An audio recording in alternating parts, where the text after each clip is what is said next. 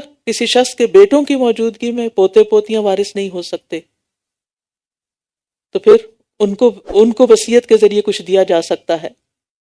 یعنی ایسے پوتوں کے حق میں وصیت فرض ہے جن کا والد فوت ہو چکا ہو اور ان کا جائیداد میں حصہ نہ بنتا ہو، تو ان کے لیے کچھ نہ کچھ مال وقف کر، یعنی کہ وصیت کے طور پر مختص کر دیا جائے.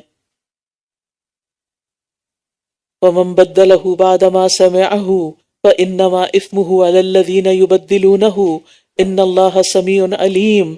پھر جو شخص اس وصیت کو سننے کے بعد اسے بدل ڈالے تو بے شک اس کا گناہ ان لوگوں پر ہے جو اس کو بدلیں گے. بلا شبہ اللہ بہت سننے والا، بہت جاننے والا ہے.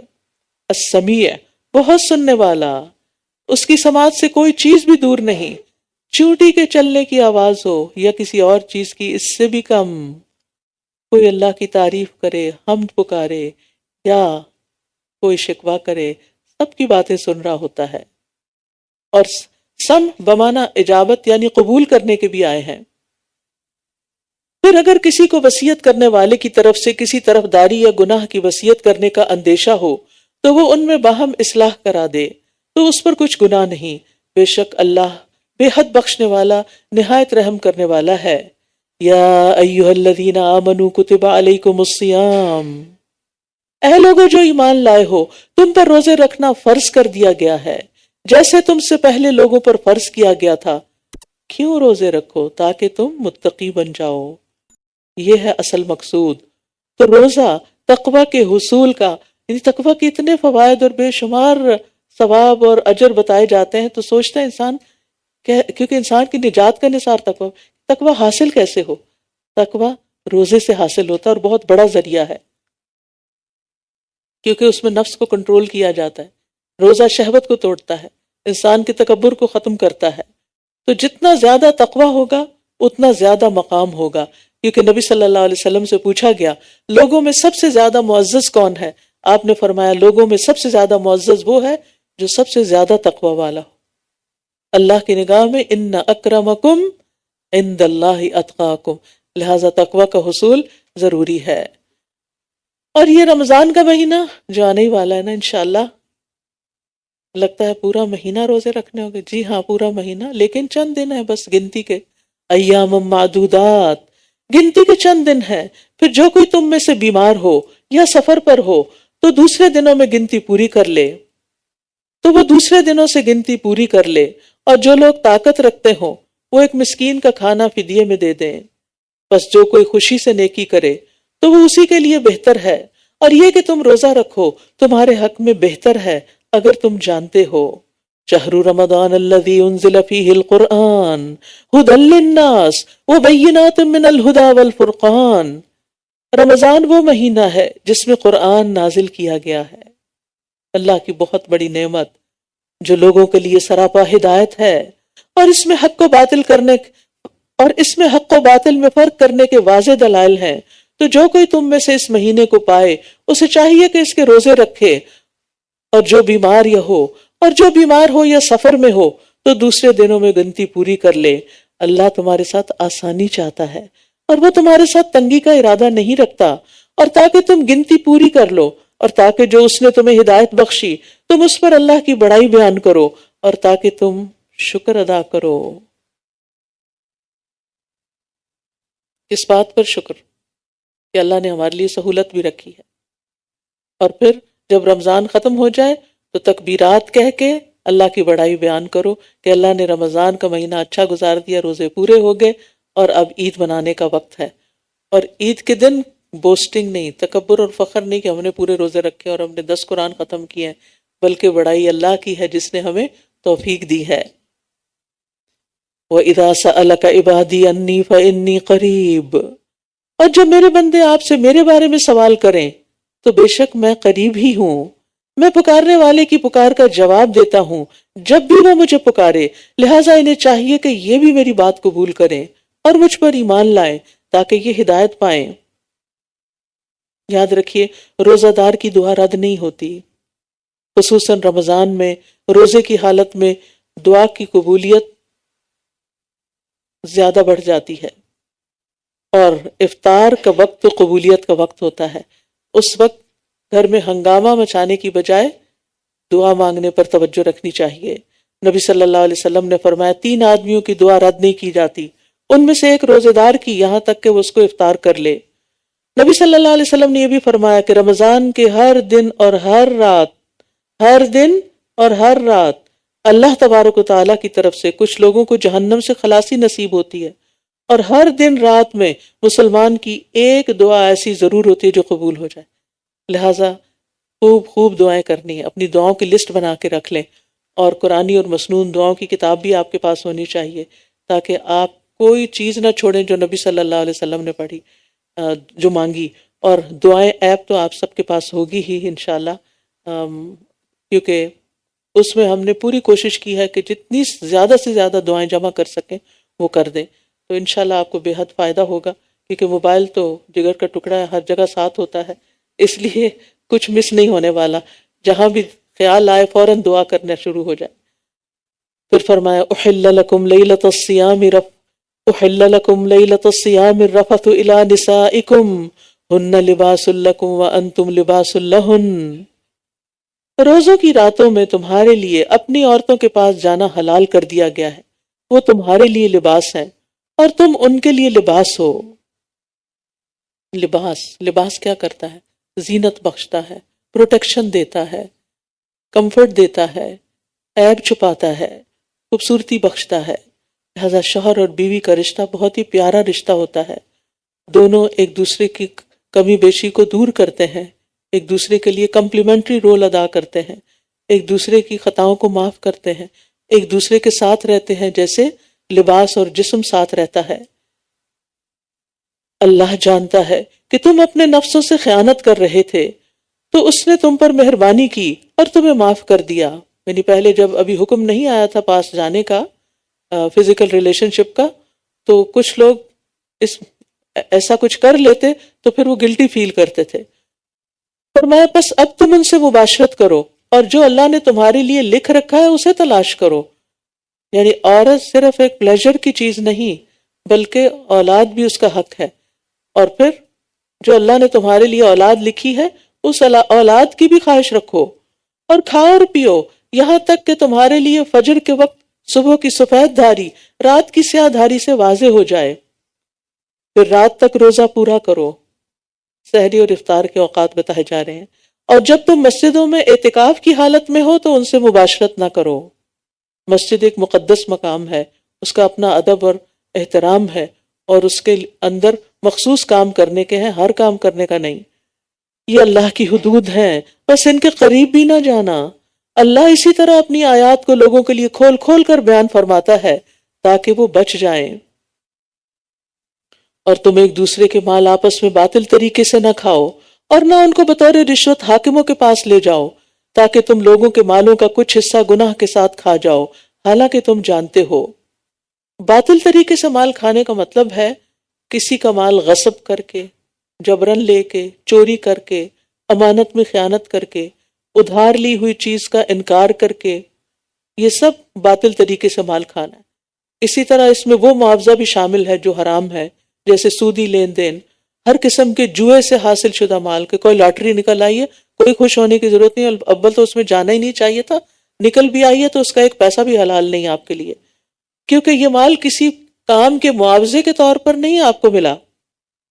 پھر اسی طرح خرید و فروخت اور اجارت اور خرید و فروخت کے معاملات، بزنس میں دھوکہ دینا، ملاوٹ کے ذریعے مال حاصل کرنا، مزدوروں سے کام لینا پھر ان کی اجرت کھا جانا، یہ بھی باطل طریقے سے مال بچانا ہے۔ اسی طرح لوگوں کا زکوٰۃ، صدقات، اوقاف اور وصیتوں کا مال کھا جانا، یعنی کرپشن کے ذریعے، بیت المال کے اندر کرپشن کے ذریعے، یہ بھی اسی میں داخل ہے۔ تو جو اس مال کے مستحق نہیں یا مستحق تھے مگر اپنے حق سے زیادہ وصول کر لیا، یہ بھی درست نہیں۔ اسی طرح وراثت میں کسی کا حق نہ دینا اس کو، اور زبردستی اس پہ قبضہ جما لینا، بے شمار صورتیں ہیں یعنی جو مال آپ کا حق نہیں وہ آپ کے لیے اس کی طرف دیکھنا بھی جائز نہیں۔ وہ جس کا ہے اللہ اسی کو نصیب کرے، اپنے مال کی فکر کرے لیکن دوسروں کے مال پہ نظر نہ رکھیں، اور نہ ہی دھوکے اور فریب سے ان کو ہتھیانے کی کوشش کریں، کیونکہ ناحق ایک لقمہ کھانا بھی عذاب کا باعث ہے۔ پھر فرمایا یسألونک عن الاہلہ، وہ آپ سے نئے چاندوں کے بارے میں سوال کرتے ہیں. اب نیا چاند نکلنے والا ہے، کوشش کیجیے رمضان کا چاند دیکھیں. کہہ دیجئے کہ وہ لوگوں کے لیے عبادت اور حج کے اوقات معلوم کرنے کے لیے ہیں، اور نیکی یہ نہیں کہ تم گھروں میں ان کے پیچھے سے آؤ، بلکہ نیکی اس کی ہے جو تقوی اختیار کرے، اور گھروں میں ان کے دروازوں سے آیا کرو، اور اللہ سے ڈرو تاکہ تم فلاح پاؤ. انصار کی عادت یہ تھی کہ جب وہ حج یا عمرے کے لیے جاتے اور احرام پہن لیتے تو پھر اگر کوئی کام بھی پڑ جاتا گھر میں جانے کا، واپس آنے کا، تو دروازے سے نہیں آتے تھے، بیک سائڈ سے آتے تھے، بیک ڈور سے آتے یا دیوار پھلانگ کے آتے. تو یہ ان کی خود ساختہ رسم تھی. اس سے منع کر کے ایک بڑی خوبصورت بات سکھا دی گئی کہ وَأْتُوا الْبُيُوتَ مِنْ أَبْوَابِهَا. صرف اتنی سی بات جو ہے نا، اس میں بے شمار حکمت ہے.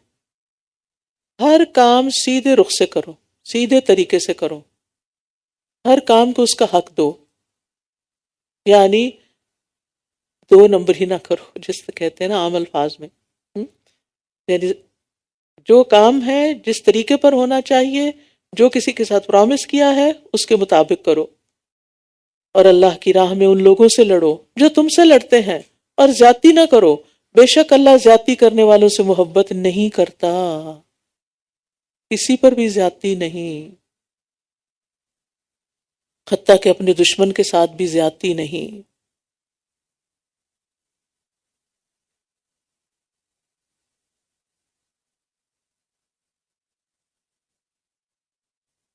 اور تم دوران جنگ جہاں انہیں پاؤ قتل کر دو، اور انہیں وہاں سے نکال دو جہاں سے انہوں نے تمہیں نکالا ہے، اور فتنہ قتل سے بھی زیادہ سنگین جرم ہے. اور تم ان سے مسجد حرام کے پاس لڑائی نہ کرو جب تک کہ وہ خود تم سے اس میں نہ لڑیں، پھر اگر وہ تم سے حدود حرم میں لڑیں تو انہیں قتل کرو، ایسے کافروں کا یہی بدلہ ہے. فَإِنِ انتَهَوْا فَإِنَّ اللَّهَ غَفُورٌ رَحِيمٌ. پھر اگر وہ باز آ جائیں تو بے شک اللہ بے حد بخشنے والا اور نہایت رحم کرنے والا ہے. سبحان اللہ. یعنی وہ لوگ جو نبی صلی اللہ علیہ وسلم کے دشمن بنے ہوئے تھے اور آپ کو نہ حل میں نہ حرم میں کہیں بھی معاف کرنے پہ تیار نہیں تھے، اگر وہ بھی توبہ کر لیں تو اللہ تعالیٰ ان کو بھی معاف کر دے گا. وہ جو جیسے ابو سفیان کی مثال ہے کہ کہاں کہاں انہوں نے آپ سے مقابلہ نہیں کیا، لیکن جب وہ اسلام لے آئے پچھلے سارے گناہ معاف ہو گئے. یہ ہے ہمارا دین. ان الحسنات یذہبن السیئات. اور ان سے جنگ کرو یہاں تک کہ فتنہ باقی نہ رہے اور دین صرف اللہ ہی کا ہو جائے. پھر اگر وہ باز آ جائیں تو ظالموں کے سوا کسی پر زیادتی جائز نہیں. حرمت والے مہینے میں لڑائی کا بدلہ حرمت والے مہینے میں ہی ہے. یعنی اگر کوئی حرمت والے مہینے میں تم پہ اٹیک کرے گا تو حرمت والے مہینے میں ہی جواب دیا جائے گا، ورنہ حرمت والے مہینے میں جنگ کرنا جائز نہیں. اور حرمتوں کی پامالی کا بھی قصاص ہے. بس جو کوئی تم پر زیادتی کرے تو جیسی زیادتی وہ تم پر کرے ویسی ہی تم اس پر کرو، اور اللہ سے ڈرتے رہو اور جان لو کہ اللہ متقی لوگوں کے ساتھ ہے. اور اللہ کی راہ میں خرچ کرو اور اپنے ہاتھوں اپنے آپ کو ہلاکت میں نہ ڈالو، اور نیکی کرو، بے شک اللہ نیکی کرنے والوں سے محبت کرتا ہے. نیکی کیوں کرے؟ اللہ کی محبت حاصل کرنے کے لیے. اور یہاں اللہ کی راہ میں مال خرچ کر کے، اللہ کے دین کے لیے مال خرچ کر کے، اور مال کو سینت سینت کے نہ رکھو، ورنہ یہ مال ہی ہلاکت کا سبب بن جائے گا. بخل جو ہے وہ ہلاکت کا سبب ہوتا ہے. اور نیکی کرتے رہو، یعنی اپنے مال کے ذریعے بھی نیکی کرتے رہو. پھر ایک اور حکم ہے، اور حج اور عمرہ اللہ ہی کے لیے پورا کرو، کوئی اور غرض اور مقصد نہ ہو، نہ کوئی دکھاوا، نہ کوئی شہرت، اور نہ نیک کہلانا، نہ حاجی صاحب کہلانا، بلکہ صرف اللہ کی رضا کے لیے. پھر اگر تم روک دیے جاؤ یعنی احرام پہننے کے بعد تو جو قربانی میسر ہو کر لو، اور اپنے سر نہ منڈواؤ جب تک قربانی اپنے ٹھکانے پر نہ پہنچ جائے. پھر تم میں سے جو بیمار ہو یا اس کے سر میں کوئی تکلیف ہو اور وہ سر منڈوا لے تو روزے یا صدقے یا قربانی میں سے کوئی ایک فدیہ دے دے. پھر جب تم امن میں آ جاؤ تو جو کوئی حج کا وقت آنے تک عمرے کا فائدہ اٹھائے تو جو قربانی میسر ہو کر لے. پھر جو نہ پائے تو 3 دن کے روزے حج کے دوران اور 7 دن کے روزے اس وقت رکھے جب تم گھروں کو واپس لوٹ جاؤ. اور 7 دن کے روزے اس وقت رکھیں جب تم اس وقت رکھو جب تم گھروں کو واپس لوٹ جاؤ۔ یہ پورے 10 ہو گئے۔ یہ حکم، یہ 10 روزوں کا حکم کس کے لیے؟ یہ حکم اس شخص کے لیے ہے جس کے اہل و عیال مسجد حرام مکہ کے رہنے والے نہ ہوں۔ اور اللہ سے ڈرتے رہو اور جان لو کہ بے شک اللہ سخت سزا دینے والا ہے۔ الحج اشہر معلومات فمن فرض فیہن الحج فلا رفث ولا فسوق ولا جدال فی الحج وما تفعلوا من خیر یعلمہ اللہ وتزودوا فإن خیر الزاد التقوی واتقون یا اولی الالباب۔ حج کے مہینے معلوم ہیں یعنی مقرر ہیں، تو جو شخص ان مہینوں میں حج لازم کر لے تو حج کے دوران نہ کوئی بے حیائی کی بات کرے یعنی احرام پہننے کے بعد، اور نہ کوئی گناہ کرے اور نہ لڑائی جھگڑا کرے۔ الحمدللہ بہت سے لوگ بے حیائی سے بھی بچ جاتے ہیں، گناہ کے کام بھی نہیں کرتے، لیکن حج کے موقع پر، عمرے کے موقع پر لڑائی جھگڑا، حتیٰ کہ نماز کی جگہ لینے کے لیتے ہیں۔ طواف کرتے ہوئے رش ہے تو کونیاں مار کے، دھکے مار کے رستہ بناتے ہیں۔ یہ چیزیں احرام کی حالت میں جائز نہیں۔ احرام کی حالت میں تو ناخن کاٹنا جائز نہیں، کسی اور کو کاٹنا کہاں سے جائز ہے کہ آپ اس کی چونٹیاں کاٹ رہے ہیں؟ اور جو بھی نیک کام تم کرو گے اللہ اس کو جانتا ہے۔ اس کا مطلب یہ ہے کہ حج اور عمرے کے دوران اور بھی نیکیوں کے کام کرنے چاہیے۔ وہ آیت البر پڑھ لی نا آپ نے، اللہ اس کو جانتا ہے، جو بھی نیک کام تم کرو گے اللہ اس کو جانتا ہے۔ اور تم زاد راہ لے لو، یعنی اپنا سامان سفر تیار کر کے ساتھ لے جاؤ، لوگوں سے بھیک نہ مانگتے پھرو۔ بے شک بہترین زاد راہ تقویٰ ہے، یعنی صرف کھانے پینے کے سامان اور کپڑے اور باقی تیاریوں میں وقت نہ لگاؤ، بلکہ اللہ کا تقویٰ، جانے سے پہلے خوب تیاری کر کے، علم حاصل کر کے، کیا کرنا اور کیا نہیں کرنا یہ سب بھی لے جاؤ۔ اور اے عقل والو مجھی سے ڈرتے رہو، واتقون یا اولی الالباب۔ ابو ہریرہ کہتے ہیں کہ نبی صلی اللہ علیہ وسلم نے فرمایا، جس شخص نے اس گھر کا حج کیا اور شہوانی چھیڑ چھاڑ کی، نہ بدکاری ہی کا مرتکب ہوا، تو وہ گناہوں سے ایسا صاف ہو کر واپس ہوگا جیسا کہ آج ہی اس کی ماں نے انہیں جنم دیا ہے، آج ہی اس کی ماں نے اسے جنم دیا ہے۔ لہذا حج اور عمرے کا پروگرام ہو تو پوری تیاری کے ساتھ جائیں، علم حاصل کر کے جائیں کہ کیا کرنا وہاں جائز اور کیا نہیں کرنا چاہیے۔ پھر فرمایا، لیس علیکم جناح ان تبتغوا فضلا من ربکم فاذا افضتم من عرفات فاذکروا اللہ عند المشعر الحرام واذکروہ کما ہداکم وان کنتم من قبلہ لمن الضالین۔ تم پر کچھ گناہ نہیں کہ حج کے دوران اپنے رب کا فضل تلاش کرو، یعنی بزنس بھی ساتھ ساتھ کر سکتے ہو، کسی کو تکلیف نہیں دینا، کسی کو چھیڑ چھاڑ نہیں کرنا، لیکن بزنس کر سکتے ہو حلال طریقے سے۔ پھر جب تم عرفات سے واپس لوٹو تو مشعر حرام یعنی مزدلفہ کے پاس اللہ کا ذکر کرو، اور اس کا ذکر اسی طرح کرو جیسے اس نے تمہیں ہدایت کی ہے، یعنی ذکر کا طریقہ بھی اللہ تعالیٰ سے، اللہ تعالیٰ کی بتائی ہوئی تعلیم کے مطابق کرنا چاہیے، جاننا چاہیے اور سیکھنا چاہیے اور اس کے مطابق کرنا چاہیے۔ ذکر کے خود ساختہ طریقے درست نہیں ہیں۔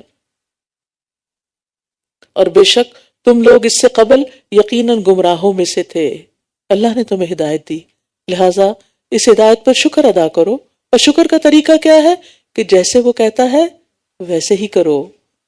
ثم افیضوا من حیث افاض الناس واستغفروا اللہ ان اللہ غفور الرحیم۔ پھر تم بھی وہیں سے واپس لوٹو جہاں سے سب لوگ واپس لوٹیں، اور اللہ سے بخشش مانگو، بے شک اللہ بے حد بخشنے والا، نہایت رحم کرنے والا ہے۔ اس سے پتہ چلتا ہے کہ ہمارے دین میں ایک مساوات ہے، کسی کے لیے کوئی اسپیشل ٹریٹمنٹ نہیں۔ حج کے جتنے بھی ارکان ہیں، امیر، غریب، بادشاہ، فقیر، سب کے لیے برابر ہے۔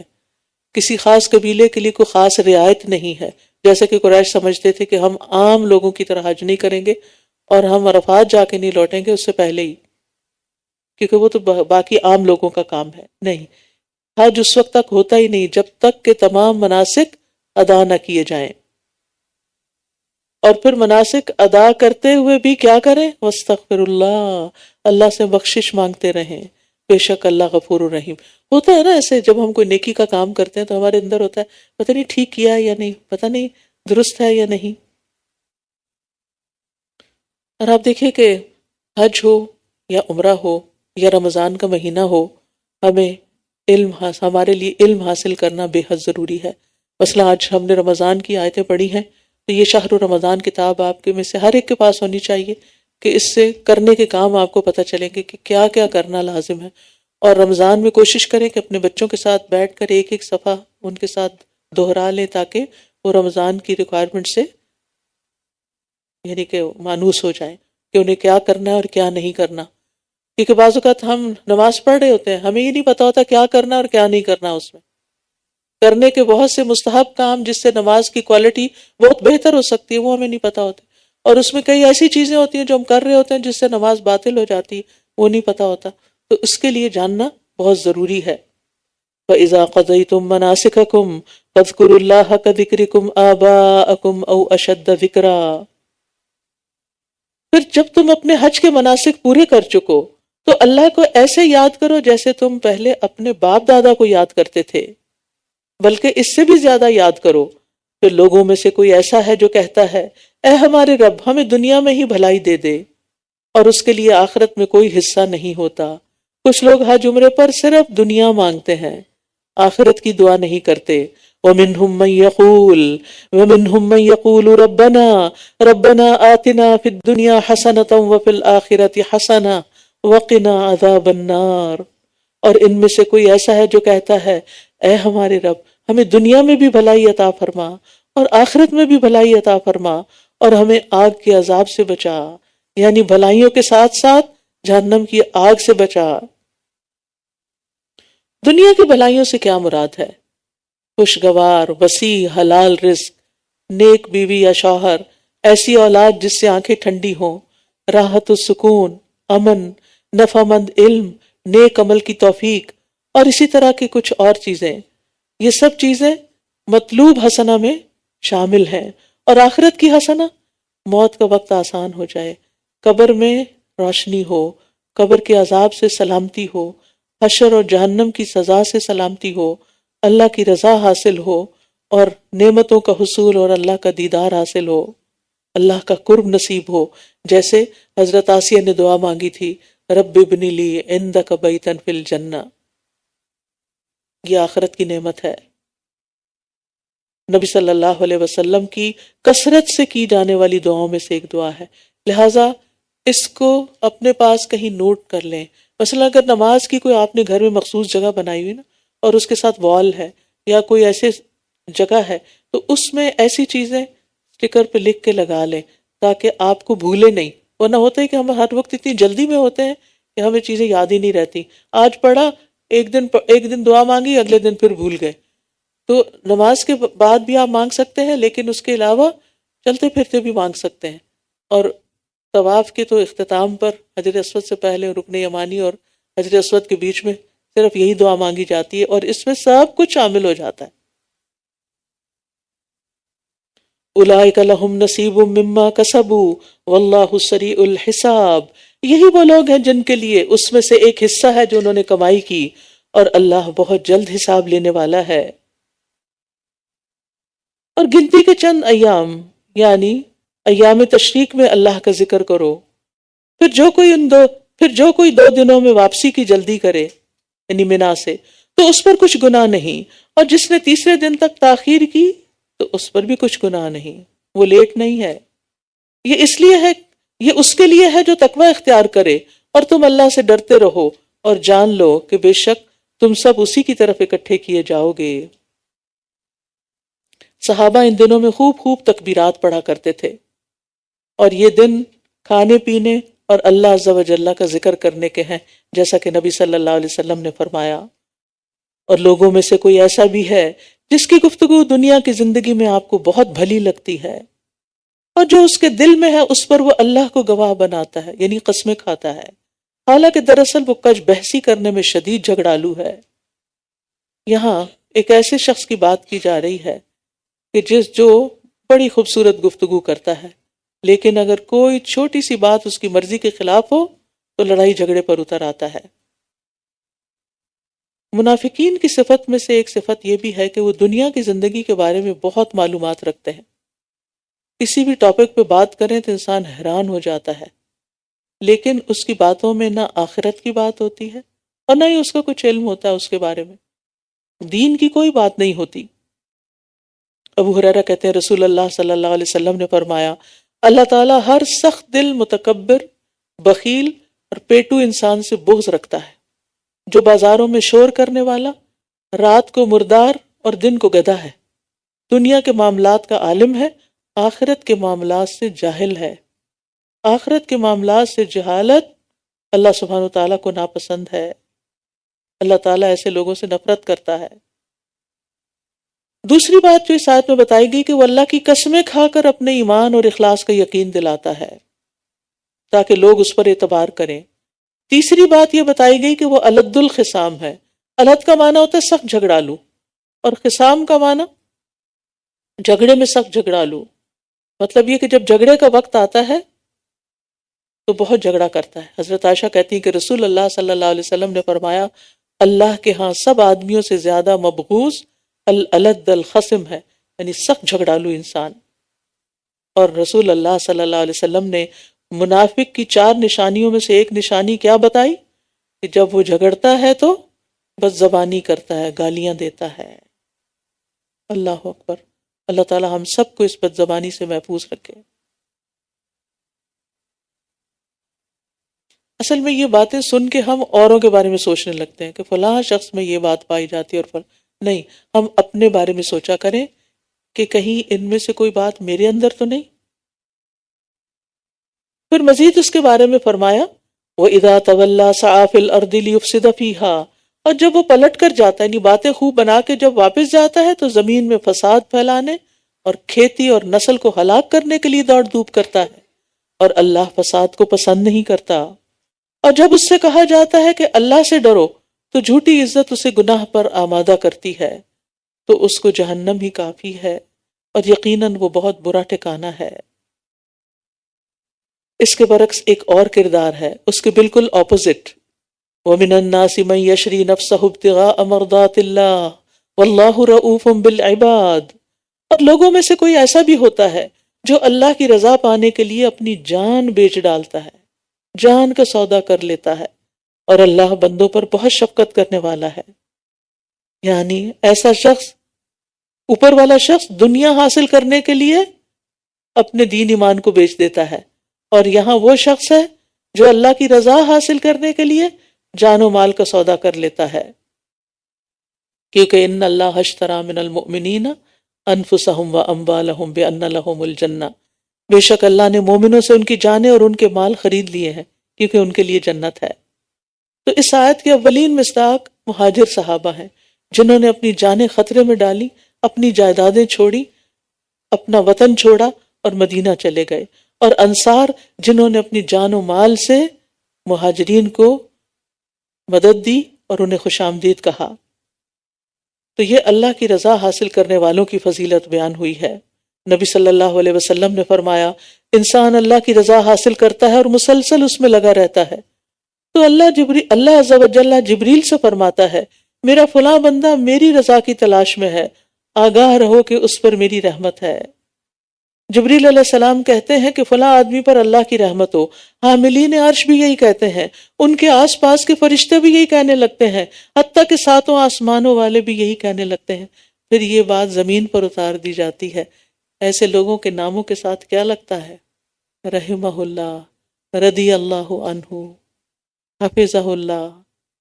لوگ اپنے دل سے ان کو دعائیں دیتے ہیں پھر، اور یہ دراصل اللہ ان کے دلوں پہ اتارتا ہے. تو ہمیں لوگوں میں پاپولر بننے کی کوشش نہیں کرنی چاہیے، ہمیں کوشش کرنی چاہیے اللہ کو راضی کرنے کی. اللہ راضی، رب راضی تھے، سب راضی، تو سبھی راضی ہو جائیں گے، آسمان کے فرشتے بھی اور زمین کے لوگ بھی. ہاں یہ الگ بات ہے کہ کوئی ایک شخص بھی ایسا نہیں ہوتا کہ جس کی پوری دنیا تعریف کرے. کچھ لوگ ایسے ہوتے ہیں جلے سڑے کہ جو کسی کی خوبی کو نہیں دیکھ پاتے، برداشت ہی نہیں کر سکتے، انہوں نے کوئی نہ کوئی نقص نکالنا ہی ہوتا ہے. تو ایسے لوگوں سے کنارہ کشی کیجیے کہ جو آپ کا کانفیڈنس خراب کریں. ان کی باتوں پہ توجہ ہی نہ دیجیے۔ پھر فرمایا یا ایھا الذین آمنوا ادخلوا فی السلم کافہ، اے لوگ جو ایمان لائے ہو اسلام میں پورے کے پورے داخل ہو جاؤ۔ اگر کوئی شخص گاڑی پہ سوار ہو آدھا باہر آدھا اندر تو کیا ہوتا ہے؟ بچ جاتا ہے یا ہلاک ہو جاتا ہے؟ تو پورے کے پورے اندر آ جاؤ، اور شیطان کے قدموں کی پیروی نہ کرو۔ شیطان کی باتیں نہیں ماننی، وہ تمہیں اسلام میں نہیں جانے دے گا، بے شک وہ تمہارا کھلا دشمن ہے۔ پھر اپنے پاس روشن دلائل آ جانے کے بعد بھی اگر تم پھسل گئے تو جان لو کہ اللہ سب پر غالب خوب حکمت والا ہے۔ کیا یہ لوگ اس بات کا انتظار کر رہے ہیں کہ اللہ ان پر بادل کے سائبانوں میں آ جائے اور فرشتے بھی آ جائیں اور کام تمام کر دیا جائے اور سب کام اللہ ہی کی طرف لوٹائے جاتے ہیں؟ اس کا کیا مطلب ہے کہ یہ کب سدھریں گے؟ جب قیامت آ جائے گی، جب فیصلہ ہو جائے گا، پھر تو واپس پلٹنے کا موقع ہی نہیں ہوگا، اصلاح کا موقع ہی نہیں ہوگا۔ پھر فرمایا سل بنی اسرائیل کم آتیناہم من آیۃ بینہ، بنی اسرائیل سے پوچھئے کہ ہم نے ان کو کتنی ہی روشن نشانیاں دیں، اور جو شخص اللہ کی نعمت کو اپنے پاس آ جانے کے بعد بدل دے تو وہ یاد رکھے کہ بے شک اللہ سخت سزا والا ہے۔ کفر کرنے والوں کے لیے دنیا کی زندگی خوشنما بنا دی گئی، کیونکہ ان کے لیے صرف دنیا ہی دنیا ہے نا، اور وہ ان لوگوں سے تمسخر کرتے ہیں جو ایمان لائے۔ ایمان لانے والوں کو بے وقوف سمجھتے ہیں کہ یہ دین کی خاطر اپنا سب کچھ قربان کر دیتے ہیں اور لوگوں کے سیٹ کیے ہوئے انسانوں کے بنائے ہوئے راستوں پہ نہیں چلتے۔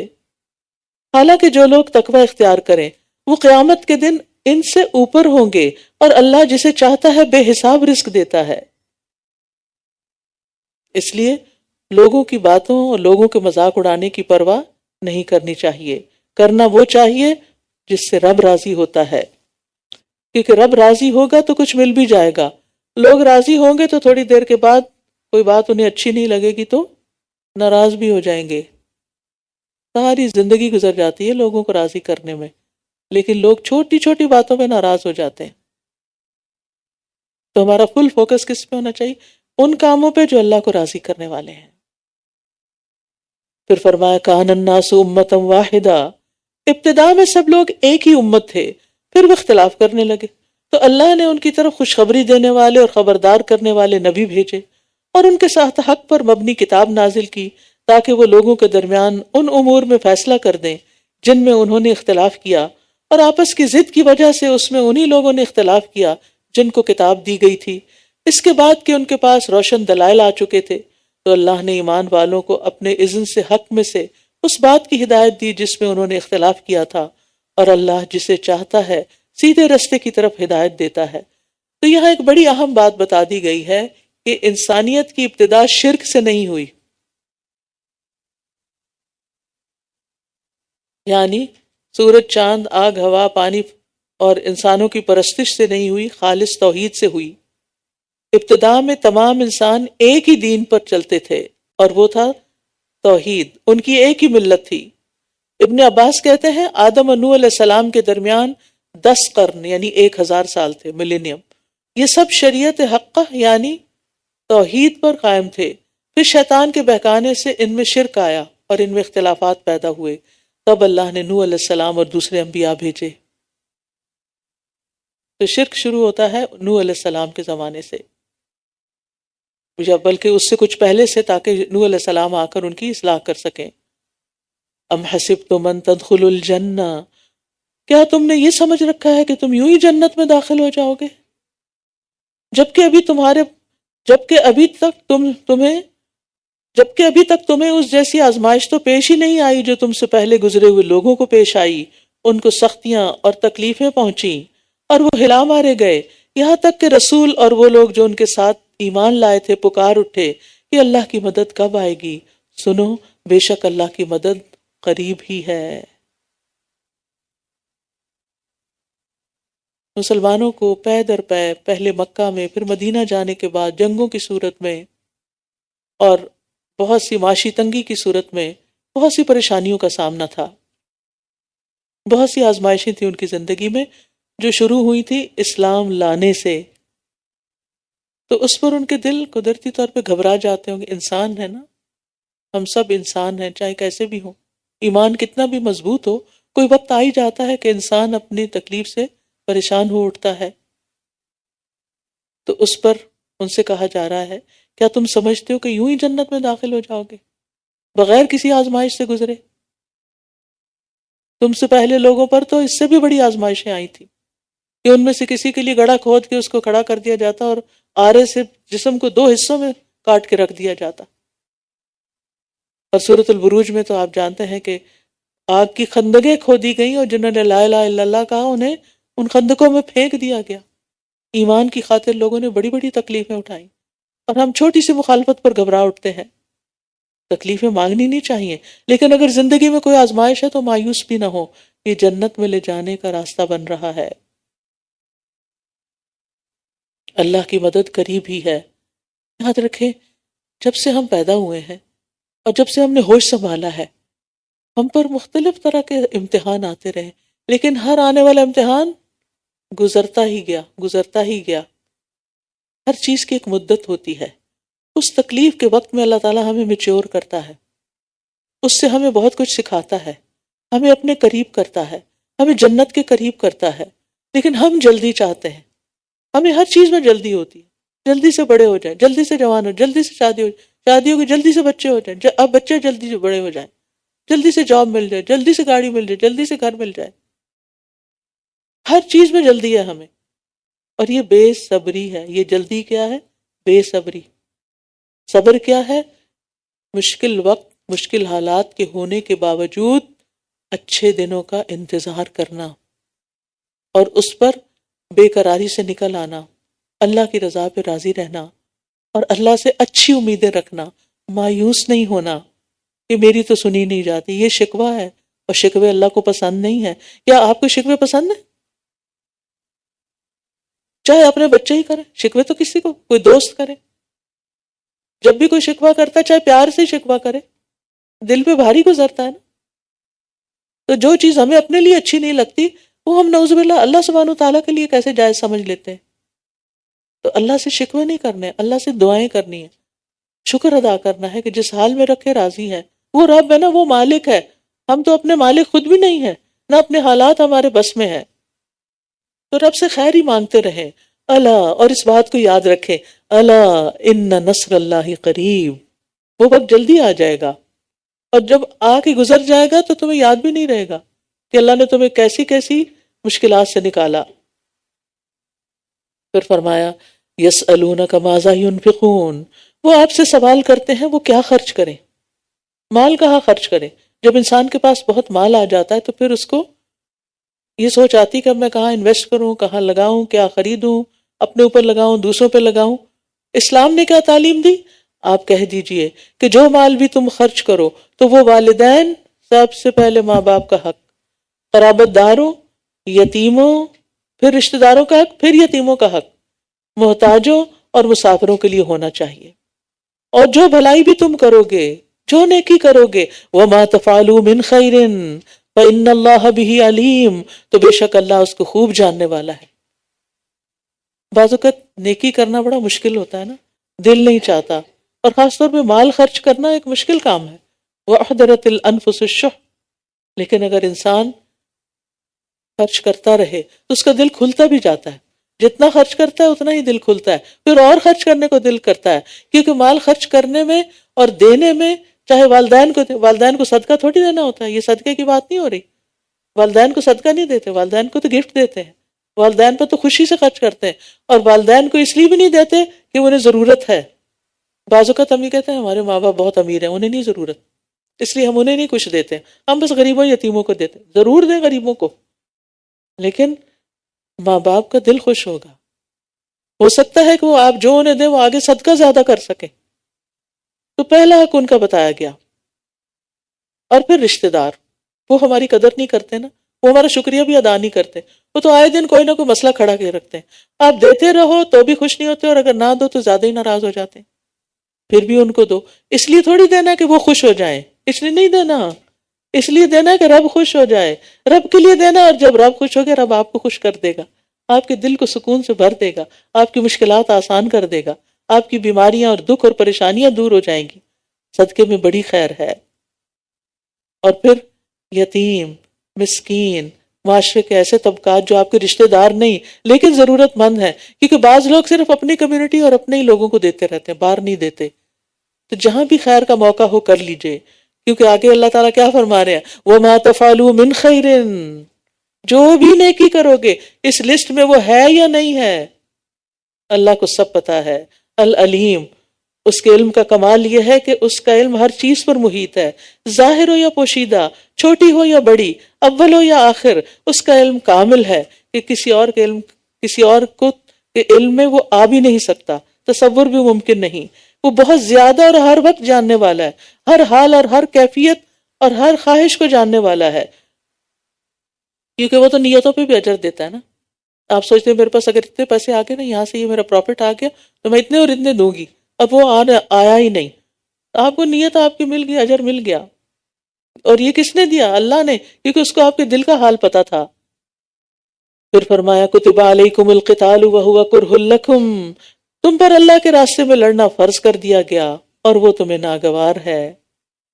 وَعَسَىٰ أَن تَكْرَهُوا شَيْئًا وَهُوَ خَيْرٌ لَكُمْ، اور ہو سکتا ہے کوئی چیز تم ناپسند کرو اور وہ تمہارے لیے اچھی ہو. آزمائشیں کس کو پسند ہیں؟ کسی کو بھی نہیں، لیکن بعض آزمائشیں انسان کو سونا بنا دیتی ہیں، بہت میچور کر دیتی ہیں، بہت کچھ سکھا دیتی ہیں. وَعَسَىٰ أَن تُحِبُّوا شَيْئًا وَهُوَ شَرٌّ لَكُمْ، اور ہو سکتا ہے کوئی چیز تم پسند کرو اور وہ تمہارے لیے بری ہو. کھانے میں کتنی چیزیں ہوتی ہیں جن کے بغیر ہمارا گزارا نہیں، لیکن وہ ہمارے لیے سخت نقصان دہ ہوتی ہیں، اور ہمیں پتہ ہوتا ہے کہ یہ کھاؤں گی تو بیمار پڑ جاؤں گی، پھر بھی نہیں باز آتے. اسی طرح کمفرٹ میں رہنا، زیادہ سونا، آرام کرنا، کام نہ کرنا، یہ بھی بڑا پسند ہوتا ہے لوگوں کو. کام کرنے، محنت مشقت سے جی چراتے ہیں. وہ شر لکم، دنیا کمانے کی جگہ ہے، آخرت کمانے کی جگہ ہے. کیوں اپنے آپ کو، کیوں سستی میں مبتلا ہو، کیوں پیچھے رہ رہے ہو؟ واللہ یعلم وانتم لا تعلمون، اللہ جانتا ہے تم نہیں جانتے، اس لیے اللہ کے فیصلوں پہ ناراض نہ ہو، اللہ کے فیصلوں پہ راضی ہو. جو جس حال میں رکھے راضی رہو، ہر حال میں تکلیف سے جان نکل رہی ہو پھر بھی کہا کرے اللہ میں راضی، تو ہی اس کو دور کرنے والا ہے، میں تجھ سے راضی، ہر حال میں راضی. کیونکہ اس کو پتا ہے کہ ہمیں کتنا آزمانا ہے، کہاں تک آزمانا ہے. یسألونک عن الشہر الحرام قتال فیہ، وہ آپ سے حرمت والے مہینے میں لڑائی کرنے کے بارے میں سوال کرتے ہیں. کہہ دیجئے ان میں لڑائی کرنا بہت بڑا گناہ ہے، اور اللہ کے راستے سے روکنا اور اس سے کفر کرنا اور مسجد حرام سے روکنا اور اس کے رہنے والوں کو اس سے نکال دینا اللہ کے نزدیک اس سے بھی بڑا گناہ ہے، اور فتنہ قتل سے بھی کہیں بڑھ کر ہے. اور یہ لوگ ہمیشہ تم سے لڑتے رہیں گے، یہاں تک کہ اگر وہ استطاعت رکھتے ہوں تو تمہیں تمہارے دین سے پھیر دیں. اور جو کوئی تم میں سے اپنے دین سے پھر گیا پھر کفر کی حالت میں ہی مر گیا. جو کوئی تم میں سے اپنے دین سے پھر گیا پھر کفر کی حالت میں ہی مر گیا تو ایسے لوگوں کے اعمال دنیا اور آخرت میں ضائع ہو گئے، ان کی کوئی نیکی قبول نہیں، اور یہی لوگ آگ کے ساتھی ہیں، یہ اس میں ہمیشہ رہنے والے ہیں. جو بچے قرآن کی یہ آیتیں پڑھ لیں، اپنے ماں باپ سے بھی پڑھ لیں، کیا وہ دین سے پھر سکتے ہیں؟ لیکن آج کل یہ مسئلہ کتنا عام ہوتا جا رہا ہے اور کتنی بھیانک سزا ہے اس کی، اس اویئرنیس کی کتنی ضرورت ہے. ان الذين آمنوا والذين هاجروا وجاهدوا في سبيل الله اولئك يرجون رحمت اللہ واللہ غفور رحیم. بے شک وہ لوگ جو ایمان لائے اور جن لوگوں نے ہجرت کی اور اللہ کے راستے میں جہاد کیا، وہی لوگ اللہ کی رحمت کی امید، یہی لوگ اللہ کی رحمت کی امید رکھتے ہیں، اور اللہ بے حد بخشنے والا، نہایت رحم کرنے والا ہے. اللہ کے راستے میں نکلو تو صحیح، کچھ قربانی تو کرو، اللہ کے دین کی ترقی کے لیے کوئی محنت تو کرو، کوئی مال تو لگاؤ، پھر دیکھو اللہ کیسی قدردانی کرتا ہے. پھر مزید کچھ احکامات. یسألونک عن الخمر والمیسر قل فیہما اثم کبیر ومنافع للناس واثمہما اکبر من نفعہما. وہ آپ سے شراب اور جوئے کے بارے میں سوال کرتے ہیں، آپ کہہ دیجئے کہ ان دونوں میں بڑا گناہ ہے اور لوگوں کے لیے کچھ فائدے بھی ہیں، اور ان دونوں کا گناہ ان کے فائدے سے زیادہ بڑا ہے. اور وہ آپ سے سوال کرتے ہیں کہ وہ کیا خرچ کریں، کہہ دیجئے جو بھی تمہاری ضرورت سے زائد ہو، جو ایکسٹرا ہے تمہیں نہیں چاہیے اوروں کو دے دو، استعمال کریں۔ اس طرح اللہ تمہارے لیے اپنی آیات کھول کھول کر بیان کرتا ہے تاکہ تم غور و فکر کرو۔ زائد چیز کا مطلب صرف یہ نہیں ہوتا کہ فضول چیز، ہو سکتا ہے کہ وہ بہت عمدہ چیز ہو لیکن آپ کے کام نہیں آ رہی، کسی اور کے لیے بہت پسندیدہ ہو سکتی ہے۔ تو بہت سے علماء نے اس کا معنی اپنی اور گھر کی ضرورتوں سے زائد چیز لیا ہے، یعنی وہ مال، وہ اشیاء جو اہل و عیال اور لازمی ضروریات پر خرچ کرنے کے بعد بچ رہے، لیکن اتنا نہ خرچ کر دے کہ خود ہاتھ پھیلانے لگے، دوسروں سے مانگنے لگے۔ رسول اللہ صلی اللہ علیہ وسلم نے فرمایا بہتر صدقہ وہ ہے جو خوشحالی کے ساتھ ہو، اور تم پہلے اپنے اہل و عیال پر خرچ کرو۔ تو یہ حکم زکوٰۃ کے علاوہ نفلی صدقے کا ہے جو یہاں دیا جا رہا ہے، کیونکہ حقیقت یہ ہے کہ مال میں زکوٰۃ کے علاوہ بھی حق ہے دنیا اور آخرت کے معاملے میں۔ اور وہ آپ سے یتیموں کے بارے میں سوال کرتے ہیں، یہ آیت نہ پچھلی آیت سے ملی ہوئی ہے، تاکہ تم غور و فکر کرو کس میں؟ دنیا اور آخرت کے معاملات میں۔ اور وہ آپ سے یتیموں کے بارے میں سوال کرتے ہیں، آپ کہہ دیجئے کہ اصلاح کرنا ہی ان کے لیے بہتر ہے، یعنی ان کے لیے اچھا ہی سوچو، اور اگر تم ان کو اپنے ساتھ شامل کر لو تو وہ تمہارے بھائی ہیں، اور اللہ خوب جانتا ہے کہ خرابی کرنے والا کون ہے اور اصلاح کرنے والا کون ہے، کون ان کا مال ہڑپ کرنا چاہتا ہے اور کون اس مال کو انہی کی بھلائی پہ خرچ کرنا چاہتا ہے، کون ان کی تربیت کرنا چاہتا ہے اور کون ان سے جان چھڑانا چاہتا ہے۔ اور اگر اللہ چاہتا تو تمہیں مشکل میں ڈال دیتا، بے شک اللہ بہت غالب خوب حکمت والا ہے۔ کس مشکل میں؟ کہ ان کے مال اور ان کے ہر چیز الگ الگ کر دو، ان کا کھانا پکانا بھی الگ رکھو، اور ان کی گروسری الگ کرو، ان کی چیزیں الگ رکھو، کتنی مشکل ہو جاتی۔ لیکن یہ کہ ساتھ ملا کے کھا سکتے ہو مگر انصاف کے ساتھ۔ پھر فرمایا اور تم مشرک عورتوں سے نکاح نہ کرو جب تک کہ وہ ایمان نہ لے آئیں، اور ایک مومن لونڈی مشرک عورت سے یقیناً بہتر ہے، اگرچہ وہ مشرکہ تمہیں اچھی لگے۔ اور تم اپنی عورتوں کا نکاح مشرک مردوں سے نہ کرو جب تک وہ ایمان نہ لے آئیں۔ اس سے پتہ چلتا ہے کہ عورت اپنا نکاح خود نہیں کر سکتی، اس کا ولی نکاح کرے گا، اسی لیے فرمایا کہ تم نکاح کر کے نہ دو۔ رسول اللہ صلی اللہ علیہ وسلم نے واضح الفاظ میں ولی کی اجازت کے بغیر نکاح سے منع فرمایا ہے۔ اور تم اپنی عورتوں کا نکاح مشرک مردوں سے نہ کرو جب تک کہ وہ ایمان نہ لے آئیں، اور ایک مومن غلام مشرک مرد سے یقیناً بہتر ہے، اگرچہ وہ یعنی مشرک تمہیں اچھا لگے۔ یہ لوگ آگ کی طرف بلاتے ہیں، اور اللہ اپنے اذن سے تمہیں جنت اور مغفرت کی طرف دعوت دیتا ہے، اور اپنی آیات لوگوں کے لیے واضح کرتا ہے تاکہ وہ نصیحت حاصل کریں۔ وَيَسْأَلُونَكَ عَنِ الْمَحِيضِ، اور وہ آپ سے حیض کے بارے میں سوال کرتے ہیں، آپ کہہ دیجئے کہ وہ ایک نجاست ہے، تو حیض کے دوران عورتوں سے الگ رہو، اور جب تک وہ پاک نہ ہو جائیں ان سے قربت نہ کرو، پھر جب وہ اچھی طرح پاک ہو جائیں تو ان کے پاس آؤ جہاں سے اللہ نے تمہیں حکم دیا ہے، ان کی دبر کی طرف سے نہیں، پشت کی طرف سے نہیں، اورل سیکس نہیں۔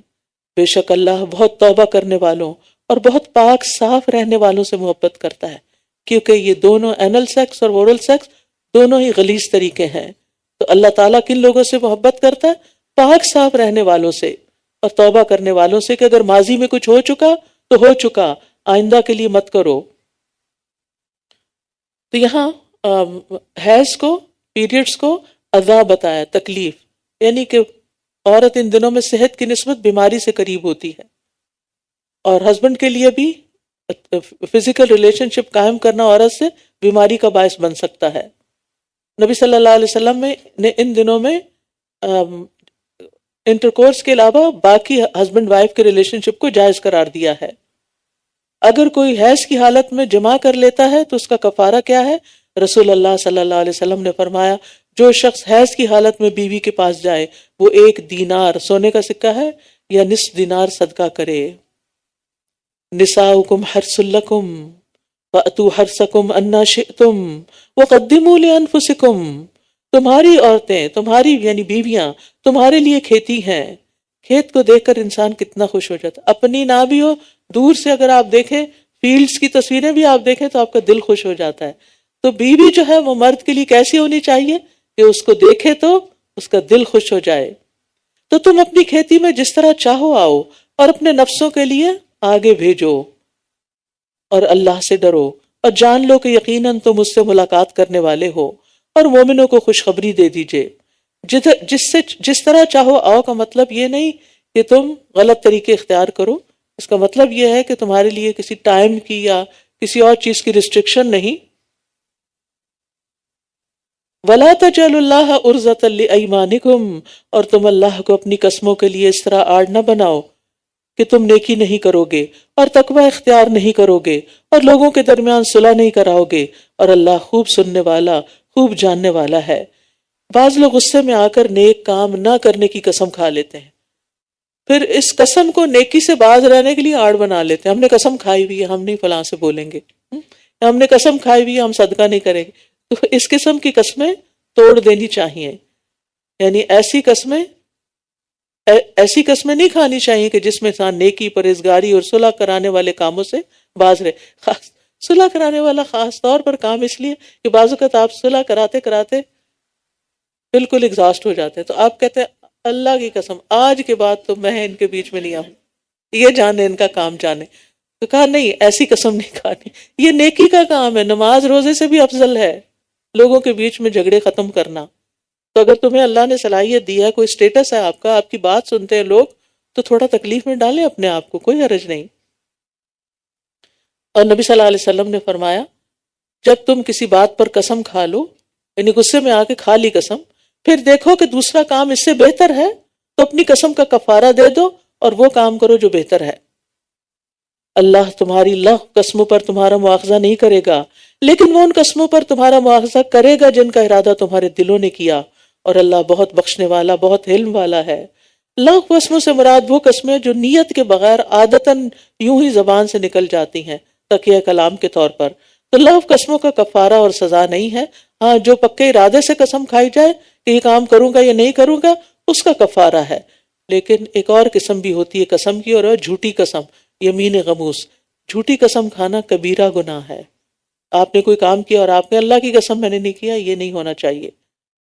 پھر فرمایا جو لوگ اپنی بیویوں سے ترک تعلق کی قسم کھا لیتے ہیں ان کے لیے 4 ماہ کی مہلت ہے، پھر اگر وہ رجوع کر لیں تو یقیناً اللہ بہت بخشنے والا نہایت رحم کرنے والا ہے۔ یعنی 4 مہینے سے زیادہ ہسبینڈ وائف کو آپس میں ناراض نہیں رہنا چاہیے، یا تو پھر صلح کر لیں اور یا پھر طلاق دے دیں، اور اگر وہ طلاق دینے کا پختہ ارادہ کر لیں تو بے شک اللہ خوب سننے والا خوب جاننے والا ہے۔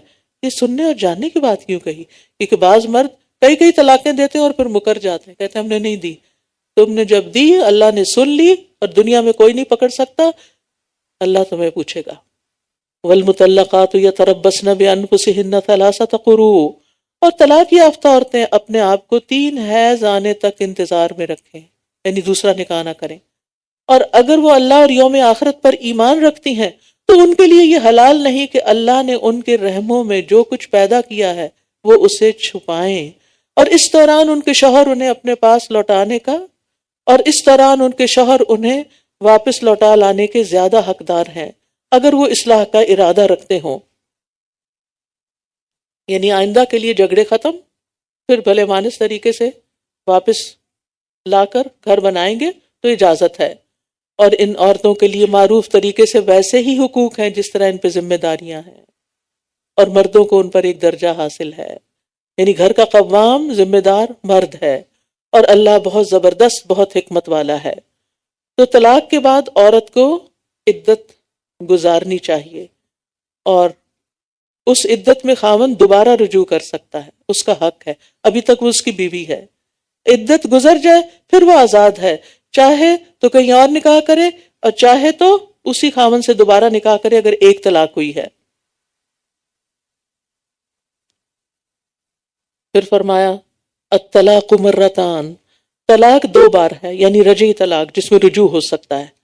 پھر یا تو بھلے طریقے سے بیوی کو روک لینا ہے یا احسان کے ساتھ رخصت کر دینا ہے۔ احسان کے ساتھ، کتنی ڈگنیٹی ہے اس بات میں، اور کتنی رسپیکٹ دی گئی ہے عورت کو۔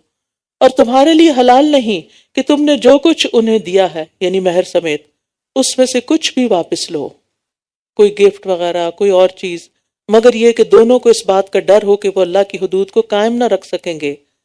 تو پھر عورت وہ واپس کر کے خلا لے لے۔ پھر اگر تمہیں اس بات کا ڈر ہو کہ وہ دونوں اللہ کی حدود قائم نہ رکھ سکیں گے تو ان دونوں پر اس بات میں کوئی گناہ نہیں کہ وہ عورت علیحدگی حاصل کرنے کے لیے خامند کو بدلے میں کچھ دے دے، مہر واپس کر دے یا گفٹ واپس کر دے۔ یہ اللہ کی حدود ہیں، سو ان سے تجاوز نہ کرو، اور جو لوگ اللہ کی حدود سے تجاوز کریں تو یہی دراصل ظالم ہے۔ یہاں جاہلیت کے دستور کو روکا گیا، کیونکہ جاہلیت میں مرد عورت کو بے شمار طلاقیں دیتا تھا، نہ اسے چھوڑتا تھا اور نہ اس کو رکھتا تھا بھلے مانس طریقے سے۔ مقصد بیوی کو تنگ کرنا ہوتا تھا، ذلیل کرنا ہوتا تھا، اس لیے اللہ سبحانہ تعالیٰ نے اس کی حد بندی کر دی، اور دوسری طرف ایک ہی وقت میں 3 طلاقیں دینے سے بھی منع کیا، کیونکہ اگر کوئی ایک دفعہ بھی طلاق دیتا تو طلاق ہو جاتی ہے، عدت گزارنے کے بعد عورت آزاد ہو جاتی ہے۔ اور یہ جو 3 طلاقیں ایک شمار ہوتی ہیں، یہ حضرت عمر رضی اللہ عنہ کے دور سے شروع ہوا تھا۔ ابن عباس کہتے ہیں کہ رسول اللہ صلی اللہ علیہ وسلم اور ابو بکر کے زمانے میں اور عمر رضی اللہ عنہ کی خلافت کے ابتدائی 2 سالوں میں 3 طلاقیں ایک ہی طلاق شمار ہوتی تھی۔ پھر لوگوں نے اس کام میں جلدی شروع کر دی تو عمر رضی اللہ عنہ نے فرمایا، لوگوں نے ایسے کام میں جلدی کرنا شروع کر دیا جس میں ان کے لیے مہلت تھی، تو اب ہم ان پر کیوں نہ 3 طلاقیں ہی نافذ کر دیں۔ یعنی بطور سزا انہوں نے یہ کام شروع کیا تھا، تعزیر اس کو کہتے ہیں۔ لیکن اصل حکم کیا ہے کہ ایک وقت میں ایک ہی طلاق ہوتی ہے۔ پھر اگر وہ اسے تیسری بار طلاق دے دے تو وہ عورت اس کے بعد اس کے لیے حلال نہیں ہوگی جب تک کہ وہ کسی اور مرد سے نکاح نہ کر لے۔ اس کا یہ مطلب نہیں کہ جان بوجھ کے نکاح کیا جائے اور پھر زبردستی طلاق لی جائے تاکہ پہلا شوہر دوبارہ نکاح کرے۔ اس کو حلالہ کہتے ہیں، اور کرنے والے اور کرانے والے پر لعنت ہے۔ ان میں نہیں کہہ رہی، یہ حدیث سے ثابت ہے۔ پھر اگر وہ دوسرا خاوند اس کو طلاق دے دے تو ان دونوں پر کوئی گناہ نہیں کہ وہ باہم رجوع یعنی دوبارہ نکاح کر لیں، اور اگر وہ دونوں سمجھیں کہ وہ اللہ کی حدود قائم رکھ سکیں گے پھر دوبارہ نکاح کریں، ورنہ نہیں۔ اور یہ اللہ کی حدود ہیں جنہیں وہ لوگوں کے لیے واضح کرتا ہے، یہ اللہ کی حدود ہیں جنہیں وہ ان لوگوں کے لیے واضح کرتا ہے جو علم رکھتے ہیں۔ اور جب تم عورتوں کو طلاق دے دو پھر وہ اپنی عدت پوری کرنے کو آئیں تو انہیں بھلے طریقے سے روک لو یا بھلے طریقے سے رخصت کر دو، اور انہیں تکلیف دینے کے لیے مت روکو کہ تم ان کے ساتھ زیادتی کر سکو، اور جو ایسا کرے گا تو یقیناً اس نے اپنی جان پر ظلم کیا۔ اور تم اللہ کی آیات کو مذاق مت بناؤ، اور اللہ کی وہ نعمت جو تم پر ہے اور جو اس نے کتاب و حکمت کی صورت میں تم پر نازل کیا ہے اسے یاد رکھو، وہ تمہیں اس کے ساتھ نصیحت کرتا ہے۔ اور اللہ سے ڈرو اور جان لو کہ یقیناً اللہ ہر چیز کو خوب جاننے والا ہے۔ اور جب تم عورتوں کو طلاق دے چکو پھر وہ اپنی عدت پوری کر لیں تو تم انہیں ان کے سابقہ شوہروں سے نکاح کرنے سے نہ روکو جب وہ معروف طریقے سے باہم رضامند ہو جائیں۔ یہ نصیحت اس کو کی جاتی ہے جو تم میں سے اللہ اور یوم آخرت پر ایمان رکھتا ہو۔ یہ طریقہ تمہارے لیے زیادہ پاکیزہ اور صاف ستھرا ہے، اور اللہ جانتا ہے اور تم نہیں جانتے۔ معقل بن یسار کہتے ہیں کہ میں نے اپنی بہن کا نکاح ایک شخص سے کیا، اس نے اسے طلاق دے دی، جب عدت گزر گئی تو دوبارہ پیغام لے کے پروپوزل لے کے آ گیا۔ میں نے اس سے کہا میں نے تمہارا نکاح کیا، اسے تمہاری بیوی بنایا، تمہاری عزت افزائی کی، مگر تم نے اسے طلاق دے دی، اب پھر تم دوبارہ پیغام لے کر آ گئے ہو، اللہ کی قسم وہ تمہارے پاس کبھی نہیں آ سکتی، اب میں اس کی شادی دوبارہ تم سے نہیں کروں گا۔ اس شخص میں کوئی برائی نہیں تھی، اور وہ کہتے ہیں کہ میری بہن بھی واپس جانا چاہتی تھی۔ عورت کو اپنا گھر عزیز ہوتا، کون عورت اپنا گھر چھوڑنا چاہتی؟ لیکن بھائی مانے تھا، بھائیوں کی غیرت بیچ میں آ جاتی، اب نہیں ہو سکتا یہ، تو فرمایا فَلَا تَعْضُلُوهُنَّ، نہیں انہیں مت روکو کہ وہ اپنے پہلے والے خامدوں سے دوبارہ نکاح کر لیں۔ جب یہ آیت نازل ہوئی تو کہتے ہیں میں نے کہا اللہ کے رسول اب میں نکاح کر دوں گا۔ کہ یہ تھا نا ایمان، کوئی اپنی انا کا مسئلہ نہیں بنایا، تو بہرحال انہوں نے پھر نکاح کر دیا۔ اس سے بھی پتہ چلتا ہے کہ عورت ولی کی اجازت کے بغیر نکاح نہیں کر سکتی۔ حدیث میں آتا ہے کوئی عورت کسی عورت کا نکاح نہ کرے، ولی مرد کرے، اور کوئی عورت اپنا نکاح خود نہ کرے، کیونکہ وہ عورت زانیہ ہے جو اپنا نکاح خود کر لیتی ہے۔ شاہ عبد القادر لکھتے ہیں یہ حکم ہے عورتوں کے ولیوں کو کہ اس کے نکاح میں اس کی خوشی کا خیال رکھیں، جہاں وہ راضی ہو کر نکاح کر دیں اگرچہ اپنی نظر میں کوئی اور جگہ زیادہ بہتر ہو۔ یعنی یہ مسئلہ کب پیش آتا ہے؟ عورت اپنے نکاح کے لیے خود کب نکل پڑتی ہے؟ جب خاندان والے تعاون نہیں کرتے۔